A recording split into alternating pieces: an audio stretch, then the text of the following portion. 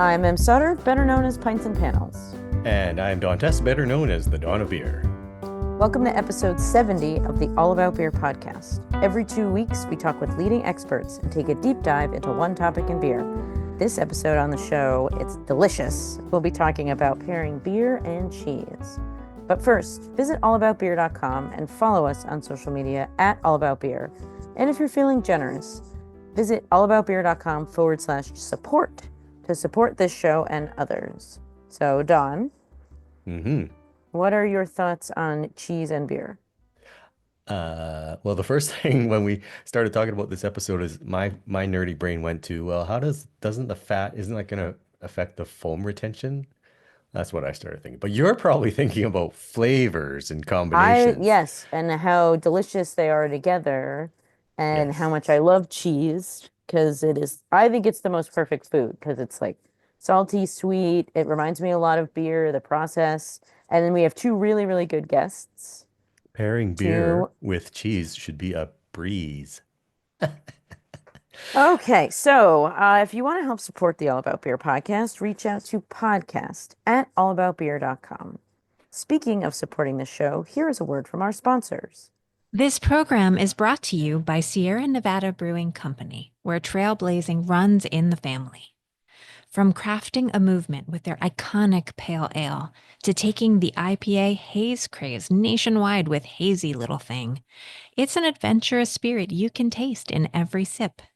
Find your next favorite beer wherever fine beverages are sold. With new brews for every season, there's always something to discover.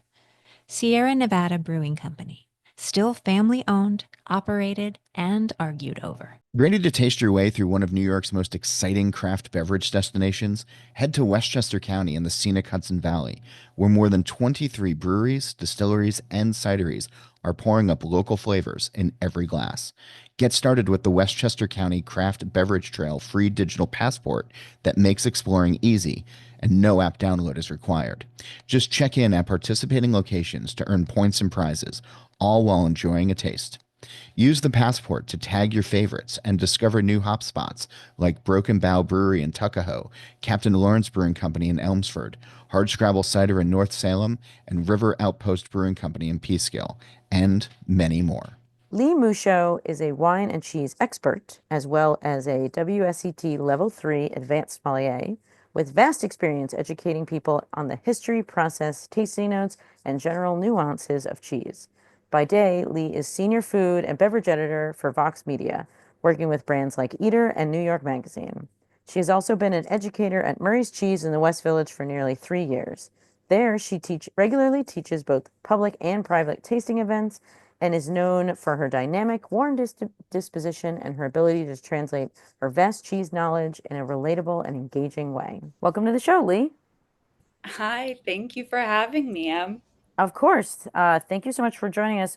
So you are here because you're a cheese person, and this episode Yeah, is about cheese. Cheesehead. know my cheese. Curd nerd, you could say. Curd Curd nerd. Oh, I nerd. like that. I like that so much better than cheesehead. Wow, curds are Reddit also expert. delicious. I am wonderful. So why do you think beer and cheese work so well together? Is there do you have any Yeah, thoughts about that? Or absolutely. So I think, I mean, beer obviously it runs the gamut of flavors, but you're mostly Mhm. going to have like a hoppy, yeasty, malty. There's this yeasty kind of flavor, bready flavor going on. Mhm. And what is cheese's best friend? I would say that that's bread or crackers. Mm. If tell you, like, can I have cheese and blank? Will probably say crackers, right? That's probably the first thing that comes to mind. And there's very similar kind of flavor notes between those two things. I also think, with beer, I actually think beer is easier to pair with cheese than wine and cheese. Because wine and cheese, you can have like dark berry fruit notes, you can have all these different things. And beer, there will most likely be a fruit through line of having that kind of bready yeastiness going on, Mhm. which makes it a lot easier, I find. Oh, Hmm. nice. Um, Do you guys, and you at Murray's, you guys offer beer and cheese classes, correct? Yes, so those are a little more rare. So if you see those tickets come up, grab them. Mostly in the fall, we do beer and cheese, wine and sorry, cider and cheese, but we do wine Ooh. and cheese constantly. And then we also do cheese making classes, which are super fun. You can make mozzarella, burrata, you can learn how to make pasta.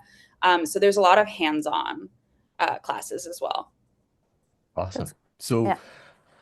you sort of touched upon this, but maybe you can elaborate. You are a sommelier, you're trained as a sommelier. What is the difference, if any, between how you think about pairing wine and cheese versus beer and cheese? Yeah, I mean, I wouldn't say I think when you're pairing anything, there are specific rules to follow, right? And those rules are going to be the same whether it's beer or wine. Um, Oftentimes, I like to pair a wine that has a bubble with a cheese that's like really fat heavy, has lots of butter fat, is really creamy and unctuous. So beer already has that taken care of. Beer already has like a palate cleansing. I like to call it like the scrubbing bubble effect, like the Yeah. bathroom cleaner. It can kind of scrub your tongue and refresh your palate for the next bite. So beer already has that. Beer has a lot of kind of legs up, I think, compared to wine. Wine, you have to be, I think, much more specific. For beer, I think pairing intensity is the number one thing, no matter what you're pairing. I like to think of pairing kind of as, when we're pairing things, we want to put two things together that maybe, are going to be better together than they are apart. So it's kind of like matchmaking. Hmm. It's kind of like a relationship, if you put two things together, if you put two people together and one person is not letting the other person talk at all, might not be a great pairing, right? Right. So if one thing is super intense, like let's say, I don't know, like a stout, super intense, rich flavors that fill your palate, and then you pair it with something like, let's say, a fresh goat cheese, that the flavors are really nuanced and bright and tangy and very contradictory, it might not be the best pairing, right? Because the stout might just completely overshadow that cheese. So, pairing intensity, I think, is really the most important thing. If you have a beer with more like nuanced, delicate flavors, you want a more nuanced, delicate cheese. And then the same thing on the other end of the spectrum. You want really strong, in your face flavors to be matched up as well, so they don't cancel each other out. Okay. Um, Earlier you were kind of mentioning um, that typically people would have cheese on a cracker or cheese on a piece of bread or whatever. When you're thinking of pairings, do you assume people are having the cheese on a cracker or on bread, or is it just the cheese with the beer or slash wine? That's a great question. I always like to try a cheese by itself first, and then see what I'd like to pair it with. I mean, if I'm at home, right, eating some cheese at home, I'm not just eating it straight with a spoon, not all the time. I will have crackers or bread alongside it. I do like to have a bread or a cracker that's a little bit more restrained, like no kind of everything bagel Okay. seasoning Hmm. situation, unless we think that that would go really well, right? But I kind of want to be Sure. intentional. I want the cracker or the bread to be the vessel for the cheese. It's all about the cheese. Right. And the bread can kind of act as a palate cleanser as well in between. So when I teach classes, we'll oftentimes have little accoutrements. I love pairing like a jam or a lemon curd or some kind of fun, kind of side, kind of almost dippy situation with the cheese, and then have the bread be kind of the palate cleanser in between. I see. I've been to Murray's for lunch, and Yes. I really like how when you order a cheese platter, they give you what you would call a dippy. Like they give Yeah. you an accoutrement to the cheese in addition to like if you're drinking like beer or wine. And I always really like that there's a third component to kind of bring Yeah, everything together with cheese? Like it why do you can really, think that is? it can act as a bridge. Like if Oh, I'm pairing, yeah, like it can help reinforce a lot of tasting notes. I prefer, if we're talking about pairing beer and cheese, I love pairing beer with any kind of aged cheese that has like a caramelly, nutty note. So, like an aged Gouda, like Romano, or even a cheese from France, like Mimolette. There's these caramel butterscotchy notes to Mm. these cheeses, even though they are savory. Um, and if you pair that with, let's say, like a candied walnut, like candied nuts, things like that, you can really double down on those nutty flavors. I also love pairing beer with Alpine style cheeses. So those are beers that are beers. Those are cheeses that originated in the Alps. Hmm. So those are going to be like your Gruyere, your Comté, and those can have kind of like those can be like a whole meal in itself in terms of flavor. It can have like beefy notes, oniony notes. It can taste like sour cream and onion. It can kind of really have this huge spectrum of flavor. So again, I like to lean into that. Maybe you serve an Alpine with a pickle, or you serve an Alpine with like a little confit of caramelized onions, this kind of thing, to really like up that savory note. Um, so those notes that you're looking for in the cheese that you might be really excited about, right? You pick up a cheese and it says there's some kind of butterscotchy, nutty note going on, and you pair that with other things that are going to have a nutty note, or let's say like a malty English brown ale with like a caramelly kind of aged Gouda. What you're doing is you're taking notes that are similar and you're pairing them together so that they can kind of reinforce each other and be even more intense. hmm. You're It almost doubling sounds down. like Doubling you're down. creating a sandwich. Yes, Like Oh, exactly. where It's the the fear. beer is the bread, and then there's Yes, cheese, and then there's like a snacky portion as well, and oh, it's like all one complete bite. exactly. Yeah. When you're pairing with beer, you don't really need the bread or the cracker. Yeah, It's always nice to have. I'm never going to say no to a carb, but agreed. flavor isn't as necessary to round it out because you have that already in the beer. But I just love, again, like doubling down on the flavors that you're most excited about is like the easiest way to pair, I think. I And love so if this. there's, yeah, if there's any beers that Hungry. have, I know we're doing this at lunchtime. It's the perfect I time. know. If there's any beers that have notes like, let's say um, a pilsner or something that's really kind of bright, more citrus forward, Hmm. you can pair that with a cheese that might have citrus notes. A lot of cheeses that are fresher might have some citrus notes, like a goat cheese that's been aged, or a cheese you can find pretty easily. Nettle Meadow Cunic is really delicious. That's going to be like a brie style kind of cow's milk cheese. But again, you're pairing like with like in the sense that you have something that has a little bit of citrus notes in it paired with something else with some citrus notes to kind of round that out together. And that way you also know that they won't be, combative when you're Hmm. pairing them. What's a lesser known cheese that you wish was more like wish everybody ate? Because you've mentioned some cheeses that I'm like, ooh, I'm not sure I know those. Because Yeah. I'm a beer person. I love cheese, and I will eat cheese all the time. But there are some cheeses that maybe our listeners should know more about. Yeah, I'm sure you have some suggestions. Absolutely. Oh my gosh, so many things are coming to mind. I really do love, I mentioned Mimolette earlier, and Mimolette has really, it's a French cheese that is name protected. So it has to be made in a certain way. And it is bright orange, and it has this crazy rind that kind of looks like a cantaloupe. Oh, So Oh, when you look at it, you're like, I've never seen anything like this before. They dye the milk with annatto, which can be in cochinita pibil. They use it for dyeing cheddars, all these different things. It doesn't actually provide any flavoring, but it helps give that like incredible, like bright cheddar cheese, box mac and cheese color Mimolette has.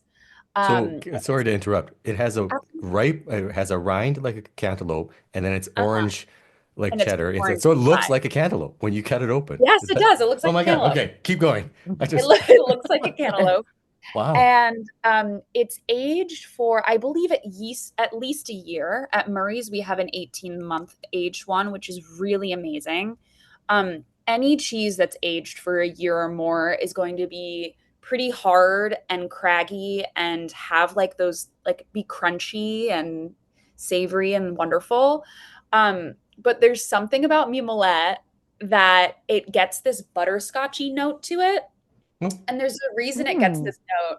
Um, there are what we call cheese mites that they put on the outside of the rind that give the rind this crazy um, kind of texture, like that cantaloupe rind. They are microscopic little mites that actually eat the outside of the rind, which aerates the cheese and makes it sweeter. And then before they can sell it to the US, they have to make sure that there's no mites left anymore. So it's kind of funny because it's one of those things that can like really gross people out. But when you're talking about cheese, you're talking about bacteria and mold yeah. and cultures and maybe mites. There's a lot of things going on. You're talking about, what is essentially expired milk, right? So we're like turning things that could be really gross into something really delicious. And I think this is a great example of that. I like to have people try it and then I'll tell them about the cheese mites. Fair. It That's didn't fair. use it didn't used to be sold actually in the US for a while because of the mites. The FDA was like, no, thank you. But now they have a way to basically make sure that they're removed. And us kind of sissies in the US can stand it. Right. But you have this butterscotch, incredible flavor. It's so intense. I've paired it before with like an apple jam, like in the fall, like an Ooh. apple butter spread, as well as candied nuts. And that with almost any kind of beer, I think would be fantastic. And this cheese would be like people would find it at a specialty cheese shop. Is that fair? Yes, Yeah. specialty cheese shop. So it's not technically a producer. It's kind of like how champagne is I a see. protected name. Mimolette is a protected name. Mimolette. Um, Okay. Mimolette, yeah, and it sounds nice to say as well. Okay. It'd be really good with, like a farmhouse ale, something that's a little Oh. yeasty. Mm. Yeah, it'd be really fantastic. Em and I are getting hungry. So, Yes. one last question for you. If there are listeners who have never tried beer and cheese pairing before, so opposite of the mimolette, what is a fairly readily available type of cheese and a fairly common beer style that you would recommend our listeners try Yeah, to kind of like, here it is. This is the potential. absolutely. I think people overlook cheddar because you can have cheddar, right, that's in the grocery store that kind of feels like plastic. Sure. But Yep. you can also have really good cheddars at any grocery store now, just kind of in the cheese section, made by like Kerrygold. There's Irish cheddars in the cheese section that are readily available now. And I feel like everybody loves a cheddar, but you can get kind of like an Irish or English style cheddar now, really wherever you go, that just has so much intensity and flavor. So I would pair a good cheddar with like an IPA, something that can kind of, a cheddar with its intensity and flavor, I think could stand up to the bitterness of a pretty hoppy IPA. So I would pair those two together. Okay. Yeah, you can also always find, Gruyere is name protected as well. So if you find Gruyere, you know it's going to be good Gruyere because all Gruyere has to be good Gruyere.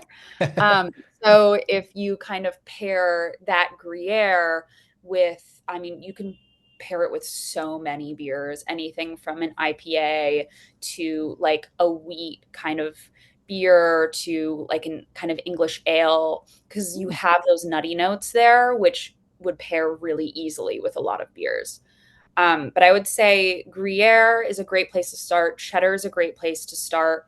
And any cheese that's been aged for a good amount of time and is a little harder is going to have that intensity and flavor that can really match up with beer. Hey, I like that. Thank you. Awesome. Lee, thank Yeah. you so much for coming on the show today. If people have any cheese questions or they want to reach out for you to you, do you have a website or social media handle that you'd like to share? Yeah. My Instagram is my name, Lee Musho. So it's Lee, and then the last name is Mush with an O at the end. So everything's under there. You can find me pretty easily. And I, chat about anything from cheese to wine to different spirits. So lots of fun, delicious things going on over there. Wonderful. Thanks so much for teaching us about beer and cheese today. We really appreciate it. Yeah, thank you guys. All Thank right, you, Lee. cheers. Cheers. And we'll be right back with Ed Valenta of Belgioioso Oso Cheese after these messages. Ready to taste your way through one of New York's most exciting craft beverage destinations? Head to Westchester County in the scenic Hudson Valley, where more than 23 breweries, distilleries, and cideries are pouring up local flavors in every glass. Get started with the Westchester County Craft Beverage Trail free digital passport that makes exploring easy, and no app download is required. Just check in at participating locations to earn points and prizes, all while enjoying a taste. Use the passport to tag your favorites and discover new hop spots like Broken Bow Brewery in Tuckahoe, Captain Lawrence Brewing Company in Elmsford, Hardscrabble Cider in North Salem, and River Outpost Brewing Company in Peekskill, and many more. This program is brought to you by Sierra Nevada Brewing Company, where trailblazing runs in the family. From crafting a movement with their iconic pale ale to taking the IPA haze craze nationwide with Hazy Little Thing, it's an adventurous spirit you can taste in every sip. Find your next favorite beer wherever fine beverages are sold. With new brews for every season, there's always something to discover. Sierra Nevada Brewing Company, still family-owned, operated, and argued over. Ed Valenta is the plant operations manager at Belgioioso Cheese. Prior to that, he was the VP of operations at Boston's Downey Cider, worked at Harpoon Brewery for 12 years, and was a brewer at Twisted Hop in New Zealand, along with founding the contract brewed Hopmonger Brewing in New Zealand. In addition to being a board member of the New York State Cheese Manufacturers Association, Ed is a certified Cicerone, BJCP beer certified beer judge, and he lives in Charlton, New York, with his wife Aline and two boys, Owen and Grant. Welcome to the show, Ed. Hi, how's it going? Good, good. Thank you for joining us today. For Happy to be those here. so this is all about beer. It's not all about cheese. And I know a little bit about how cheese making is. Could you explain just the baseline of like the basics of how cheese is made? Show us the way, if you will. No, boo. I hope you have a pun counter ready for Don, but I always do. I always do, Ed. it's basically you're taking milk and you're trying to coagulate proteins by different methods, but basically acidification. You need to. Some people use cultures for that. Some's direct injection of acid, etc., and different types of acid or vinegar typically. And then what coagulates is the curd, and then the whey, which we've already mentioned, is what drops out, the liquid part, and the curds that are left behind are then formed into whatever cheese you want to make. They get pressed together, drained more, cooked, depending on what kind of cheese you're making, and basically by playing with temperatures and pHs and such, you can make all the different types of cheese in the world, basically. Sounds like brewing. Very quick version, but yeah, there's a lot of similarities. Yeah. Okay. Can you give us a very quick, and I know this is I'm asking a lot to make it quick, but can you give us a quick cheese 101? Like what should people be looking for in a soft versus hard, or what do you mean by washed rind, or what flavors do different animal milks give, and what does aging do to cheese? and give out all of that in less than 30 seconds, please. No, I'm just No, kidding. not 30. Quick summary of, I guess, the diversity and broadness of cheese really is maybe what I'm asking. Well, mostly speaking from eating experience, my limited short life in the cheese industry has been highly focused on soft Italian cheeses. So Okay. mozzarella and ricotta, I could tell you lots about. I haven't learned much Italian though, unfortunately. But the different types of cheese, your soft, your fresh cheeses. I guess your first thing is when you mentioned aging. Fresh cheeses are cheeses you're going to eat almost immediately after you've made them. A very short shelf life, very soft. Those are like the mozzarellas of the world, that kind of thing. Mm-hmm. Your aged cheeses are going to be drier. That's one way to preserving cheese. You've got to add salt and you've got to dry it out, and the drying process, and then whether you use different rubs or wraps or ash rinds and all that kind of thing, or just let the natural rind form from the cultures working within the cheese. That's when you're getting your drier, harder, shelf-stable cheeses that you see aged for 6 months, 8 months, 2 years or more, and you're going to get a lot of different flavors developing based on what you're using to culture the cheese. They all make different flavors. There's obviously going to be a little bit of that terroir of like where the milk came from and that. But aside from that, I think you get more flavor from kind of the cultures you're using or how long you're aging it for, and then what kind of style of cheese you're making. Okay, thank you. So for people who don't know, you used to be a brewer, and now Yes, you make cheese. Yeah, I spent a lot more of my life in the beer world than I did so far in the cheese world. But I'm transitioning, I guess. So we talked, you touched on it a little, and we both are there a lot of similarities in the processes? Like what's like when you go to work, you're making fresh cheese. So like are you making is it like a quick sour or like are there similarities in the process, and how is it being a brewer frame the way you think about cheese? Well, some of the big differences and similarities, regulatory wise, cheese has a lot more regulation to it. Some of that has to do with the commodities and milk and the farmers. Some of it has to do with the fact that pathogens, I think you've heard probably on your show or from all the brewers you've talked to, most pathogens can't live in beer. The environment is hostile to them. It's the opposite with cheese, especially fresh cheese. That's a buffet for bacteria. So there's a lot more safety and regulation and stuff and precautions that producers have to do to keep the product from harming people. So it just lends itself to having more regulation as well. So there's that going on. But no TTB to deal with. So it depends on your side of the fence you're dealing with. But that's probably one of the bigger differences. We're using usually bacteria, which, if you're talking sour beers and stuff, then sure, we talk about bacteria in beer, but most of the time yeast is the one doing, stealing the show and doing what we need it to do, whereas we're relying more on cultures and in cheese making. So the yeast versus bacteria can be a similarity, but typically is a differentiator between cheese making and beer making. Something that I thought about too is the what's left over. So when you make beer, there's a lot of leftover, all the spent grain and all that. And I know as a brewer, you're always looking for ways to dispose of it. And, animal feed's always been kind of the way to go. In cheese, you have kind of a similar thing. You have a large percentage of the milk ends up going as whey, not cheese. And all the different avenues they have to kind of recycle that whey is kind of interesting. So like you've seen whey protein powders, some of it gets fed back into the food system. Some does end up as animal feed. And particularly in Italian cheese making, ricotta, which means recooked in Italian, is actually a way that they make more cheese out of the kind of byproduct of a different cheese. So, Oh, interesting. That's one And it part is delicious. And it's Um, also delicious. Yeah. you mentioned,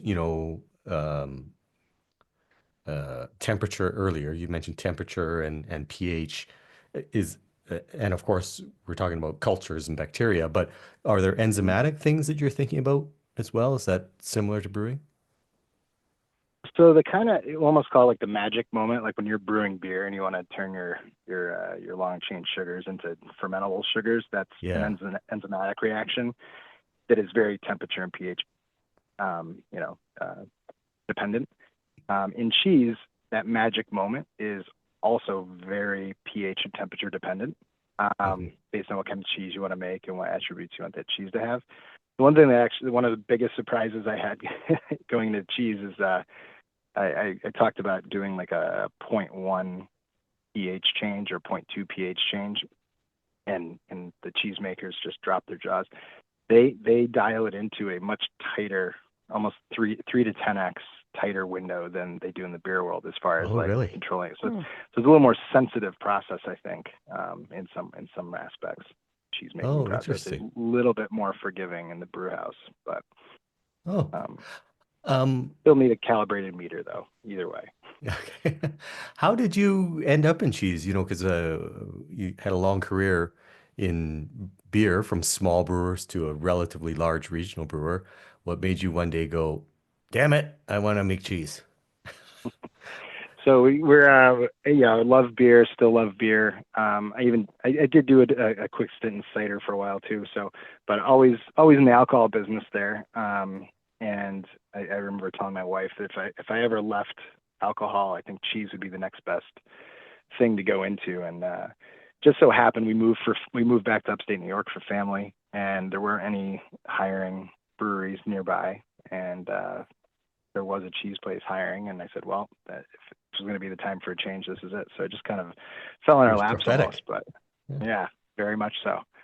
But we ended up there, and it's also a great industry. A little bit. There's some differences there too. I feel like nothing ever is held up to the kind of camaraderie and culture that you see in the beer business. But the cheese folks, they love their beer, so we still talk about beer quite a bit, and we all love to eat cheese. And when we have beer and cheese, I don't think anybody's upset. So it's still a good group of people.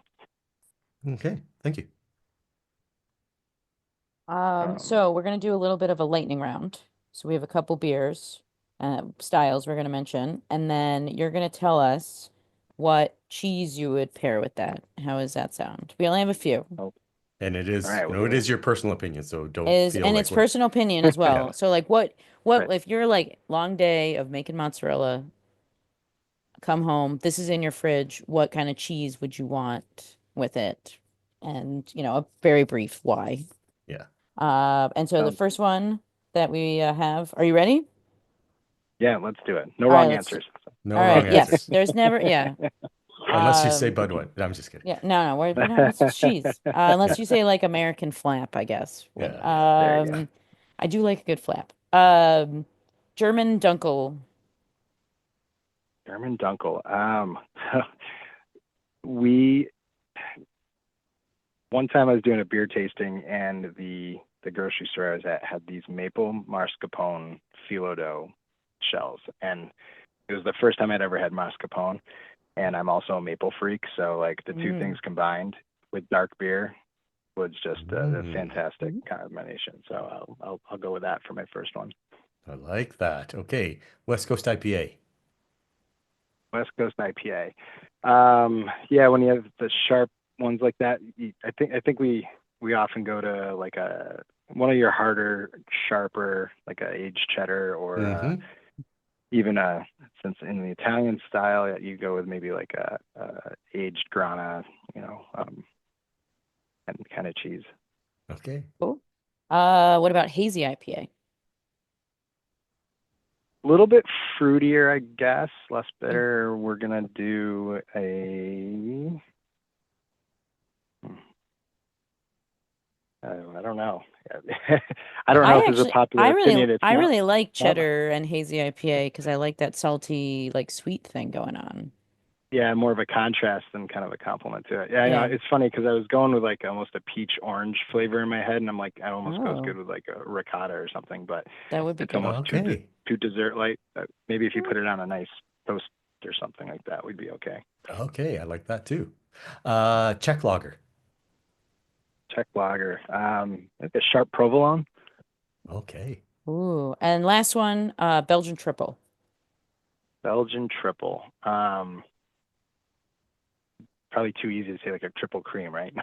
No, You I know, mean, I think for one of our trips we took before we had kids was to Normandy, and we went through a town, Livarot, and so that was oh, like one of nice. my favorite cheeses. So Oh, okay. go with that. Yeah, the French cheese, like you can't, there's just so much and you really can't go There's so wrong. many. And there's so many, and they're like, why? They're Yeah. like, what? They're so different. Cool. Well, we have one more question. So, like, a lot of people, their exposure to cheese is limited to like a flap or like the pump, nacho pump or whatever. Ignoring beer, what do you wish people understood and appreciated about finer cheeses? Cool. I was going to say to any aspiring brewers that want to become cheesemakers, there is just as much cleaning involved in beer and cheese making as beer making. So don't think you're getting away from that. But it's like any food process. Ingredients matter, process matters, cleanliness matters. A lot of care goes into these products. It's not just an industrial thing pumping out, orange goo on the other side. So I think if any higher end delicious cheese there's been a lot of care that's gone into that product, and just keep that in mind, I guess, when you're enjoying it. Nice. Appreciate the love. Yes. Yeah. Ed, thank you so much for coming on the program today. If people want to reach out to you, do you have a social media handle they can use or? Yeah, Eddie Fermensky is the Instagram handle that I've been using. And when I switched to cider from beer, I had to get a more broad, so I had to take the beer out of my name, and Eddie Fermensky is where we ended up. Cool. Okay. Ed, thank you so much for talking to us about cheese. This was great. Thank you. Thank All you. right. Cheers. Cheers. Cheers. So, Don, what did you think? I'm hungry. Yeah, I really like that episode. I love when like it's simple practical advice like, thinking of the beer as a cracker or bread or, Yes. it makes it very I don't really like these whole compare, contrast, blah, blah. I don't think a lot of people know what those terms even mean, but hey, think of your beer as bread. What would you put on bread? Cheese. Right? Yeah, exactly. And I love the similarities between cheese making and Yes. brewing. They're agricultural. It's a very like, to me, sometimes they're kind of rustic foods, but they go so well together, the flavor. And I like how Lee mentioned that, beer is really good because it has carbonation. It scrubs your mouth clean.